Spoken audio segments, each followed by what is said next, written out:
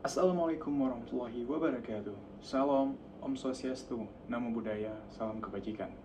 Perkenalkan, saya Teguh Abizar Aulia dengan NIM akhir 216 dari kelas E. Di sini saya akan menjelaskan tentang materi terkait mazhab hukum, yang diantaranya mazhab hukum itu terdiri dari beberapa bagian atau pengertian-pengertian. Selanjutnya, saya akan menjelaskan secara rinci satu persatu. Pertama, saya akan menjelaskan terkait pengertian apa itu mazhab hukum. Nah, mazhab hukum adalah aliran atau haluan di dalam hukum yang menjadi suatu rujukan. Nah, untuk meneliti lebih lanjut terkait apa itu mazhab hukum, saya mau mengambil beberapa pengertian dari para ahli terdahulu. Nah, ada sekitar 6 pendapat yang saya kutip di sini untuk saya jadikan sebagai bahan referensi saya. Yang pertama, pengertian mazhab hukum menurut Burgings, kurang lebih begitu deh namanya. Nah, Burgings mengatakan bahwa mazhab hukum adalah aliran, pemikiran, atau pandangan yang mendasari cara memahami, menginterpretasikan, dan menerapkan hukum dalam suatu masyarakat. Yang kedua, Surjono Sukanto mengatakan bahwa mazhab hukum adalah suatu kerangka berpikir atau sudut pandang yang digunakan untuk memahami dan menganalisis hukum, baik dari sisi teoritis maupun dari sisi kritisnya. Yang ketiga, Sacipto Raharjo. Mazhab hukum dalam pandangan Sacipto Raharjo adalah suatu sistem pemikiran dalam ilmu hukum yang mencerminkan nilai, ide, atau pandangan tertentu tentang bagaimana hukum seharusnya dibuat, diterapkan, atau dipahami dalam masyarakat. Yang keempat, Hans Kelsen. Hans Kelsen memandang mazhab hukum sebagai pandangan tentang hukum yang menitikberatkan pada aspek normatif tanpa melibatkan nilai atau pengaruh sosial, politik, ataupun etika. Yang kelima ada Lon Fuller. Lon Fuller mengatakan bahwa mazhab hukum adalah suatu pendekatan hukum yang dimana memahami hukum sebagai upaya untuk menegakkan nilai-nilai moral dan keadilan dalam proses pembentukan dan penerapan hukum. Yang keenam ada Friedrich Karl von Savigny. Yang dikenal sebagai Friedrich Karl von Savigny mengatakan bahwa mazhab hukum adalah ekspresi dan perkembangan sejarah masyarakat, sehingga hukum harus dilihat sebagai bagian dari jiwa atau kepribadian suatu bangsa, atau yang dikenal dengan Volksgeist.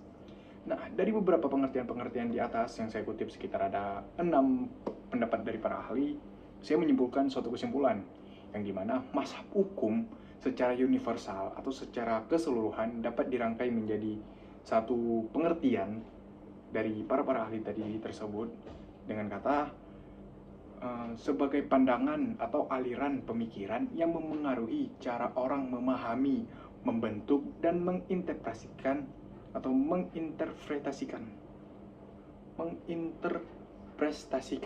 apa itu hukum. Nah, dalam perkembangannya, mazhab hukum dapat dibagi menjadi beberapa bagian. Yang pertama ada mazhab hukum aliran hukum alam. Apa sih aliran hukum alam itu? Nah, saya mengutip dari bukunya Galang Taufani dan Galuh Wahyu Kumalasari. Nah, ini nih, di halaman 110 dan 111. Mengatakan bahwa aliran hukum alam digambarkan sebagai aliran hukum yang muncul akibat dari penerimaan atas hukum alam atau kodrat yang tidak tertulis dan menempatkan alam sebagai penyebab ada atau tidaknya sesuatu. Pandangan ini dipelopori oleh Plato, Aristoteles, dan Zeno. Nah, hukum alam dianggap berasal dari akal budi atau hukum ilahi dan menjadi dasar bagi hukum positif. Ciri-ciri daripada hukum alam ini diantaranya yang pertama bersifat universal atau menyeluruh. Yang kedua berasal dari akal atau dari Tuhan. Yang ketiga abadi dan tidak dapat dirubah. Yang keempat menjadi tolak ukur hukum positif atau hukum yang berlaku sekarang. Yang kelima bersifat etis dan moral. Dan yang keenam supremasi keadilan atau fokus utama dari mazhab hukum ini adalah pada keadilan sebagai akhir dari tujuan hukum tersebut. Yang kedua, aliran positivisme.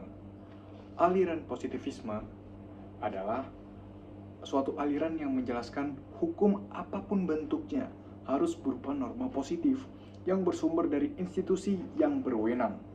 Satu-satunya sumber hukum positivisme adalah undang-undang. Nah, dalam pengertiannya, positivisme hukum dibagi menjadi dua bentuk. Yang pertama, positivisme yuridis. Positivisme yuridis adalah hukum dipandang sebagai suatu gejala tersendiri yang perlu diolah secara alami. Yang kedua, positivisme sosiologis. Positivisme sosiologis memandang hukum sebagai bagian dari kehidupan masyarakat. Aliran positivisme sosiologis juga dikenal sebagai aliran hukum positif, memandang perlu memisahkan secara tegas antara hukum dengan moral. Ciri-ciri daripada hukum positivisme diantaranya berasal dari otoritas yang berwenang. Yang kedua, tidak bergantung pada moralitas, bersifat formal dan sistematis, mengutamakan ketaatan, empiris, dan netralitas atau fokus pada hukum apa yang ada. Yang ketiga adalah mazhab hukum murni. Mazhab hukum murni adalah pemikiran yang dikembangkan oleh Hans Kelsen yang memandang hukum sebagai sistem norma yang otonom dan harus dipelajari secara terpisah dari unsur-unsur non-hukum seperti moralitas, politik, agama, atau nilai-nilai sosial. Mazhab ini berfokus pada analisis hukum secara ilmiah, bebas dari pengaruh eksternal, sehingga disebut sebagai hukum murni. Nah, ciri-ciri daripada mazhab hukum murni diantaranya hukum sebagai sistem norma, kemudian netralitas moral dan nilai. Mazhab ini memisahkan dari moral atau nilai-nilai lain. Menurut Hans Kelsen, hukum harus dipahami sebagai mana adanya, law as it is, bukan sebagaimana seharusnya, law as it ought to be. Kemudian, pendekatan ilmiah. Nah, hukum dianalisis dengan metode ilmiah, artinya fokus pada struktur dan logika hukum, tanpa dipengaruhi oleh ideologi, agama, atau politik. Yang keempat, hierarki norma, atau yang juga disebut dengan Steuvenbauer teori, yang dimana norma-norma hukum atau peraturan-peraturan perundang-undangan dalam suatu hierarki, di mana norma yang lebih rendah mendapatkan kekuatan atau keabsahan dari norma yang lebih tinggi, yang menjadi dasar bagi semua norma dalam sistem hukum. Kemudian, mengutamakan kepastian hukum, karena memisahkan hukum dari aspek yang lain. Mazhab hukum ini murni bertujuan untuk menciptakan kepastian hukum yang lebih baik. Kemudian, bebas dari elemen sosiologis dan sejarah. Nah, hukum dipelajari tanpa menghubungkan dengan konteks sejarah, sosiologi, atau politik, sehingga dianggap sebagai suatu yang murni. Kita lanjut yang keempat, aliran hukum atau mazhab hukum sociological jurisprudensi atau sosiologi jurisprudens. Nah, mazhab ini mengatakan bahwa hukum yang baik adalah hukum yang sesuai dengan hukum yang ada dalam masyarakat, sekaligus harus berjalan seiring dengan perubahan masyarakat. Dalam pengertian lainnya, mazhab sociological jurisprudensi dapat diartikan juga sebagai suatu mazhab hukum yang menekankan hubungan antara hukum dengan masyarakat. Mazhab ini memandang hukum sebagai alat untuk memenuhi kebutuhan sosial dan beradaptasi dengan perkembangan masyarakat.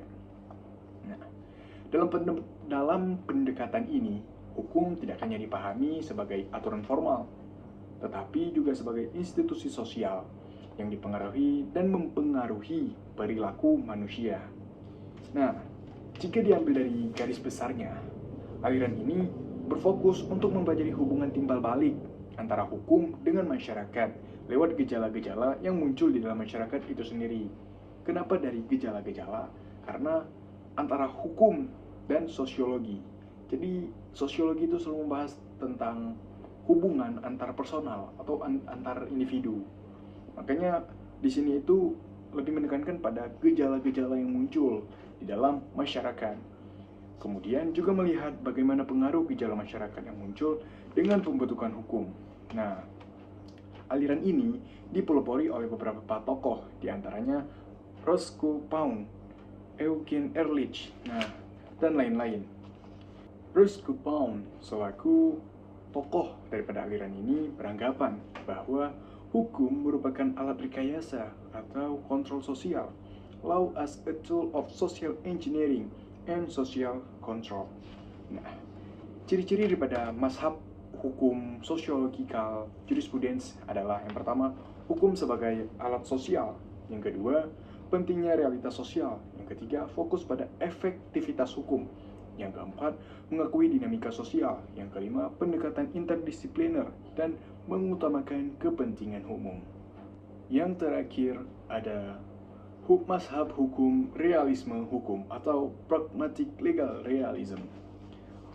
Mazhab hukum ini merupakan mazhab hukum yang lahir dari teori empirisme yang diciptakan oleh David Hume yang dipadukan menjadi sebuah pengetahuan yang memandang hukum itu dapat pada kenyataan empiris atau yang nyata.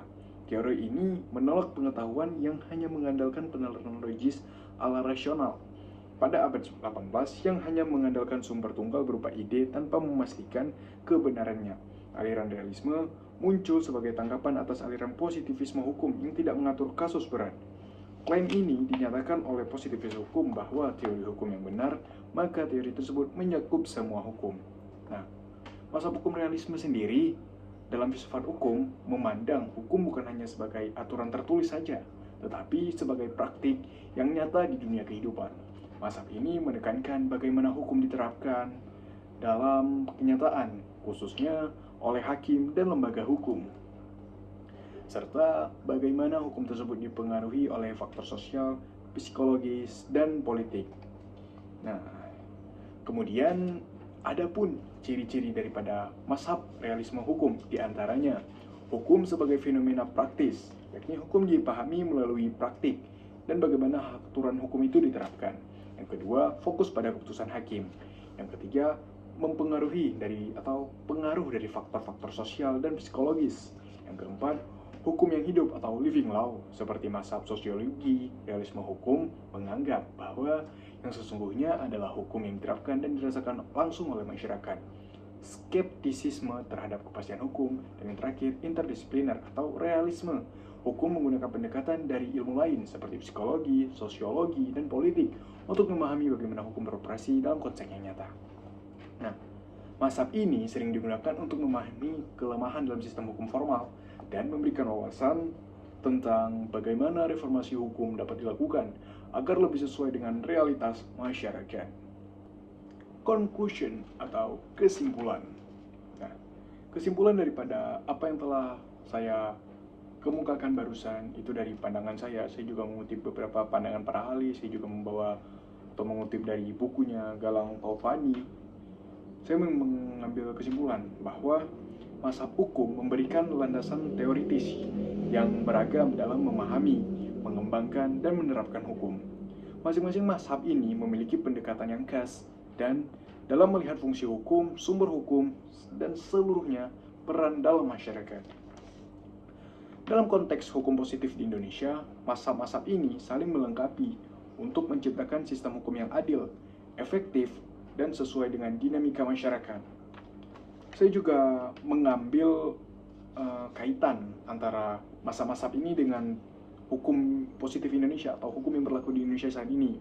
Nah, hukum positif Indonesia saat ini adalah hasil dari perpaduan berbagai pengaruh dari mazhab-mazhab hukum yang tadi yang telah dijelaskan.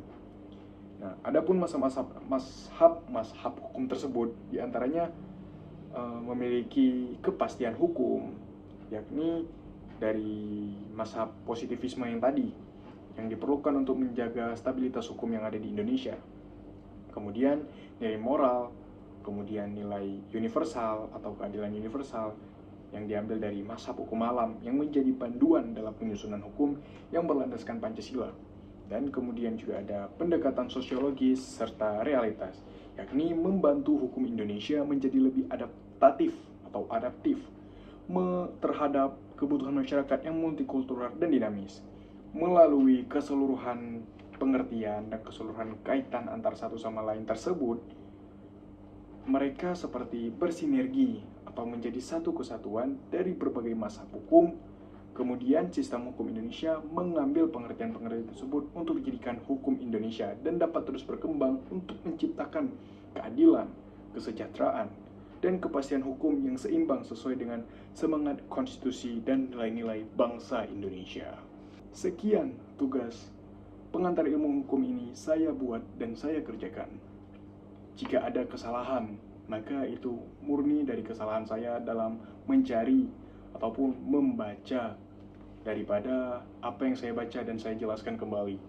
Itu murni dari kesalahan saya, karena saya juga mengutip dari buku ini semuanya, dan juga mencari referensi dari beberapa jurnal-jurnal di Google tentunya. Terima kasih, mudah-mudahan apa yang saya telah sampaikan dapat bermanfaat bagi yang nonton ataupun bagi teman-teman yang lain. Terima kasih, saya Teguh Abizar Aulia dengan NIM 240100000216 pamit undur diri. Salam, selamat berjumpa kembali.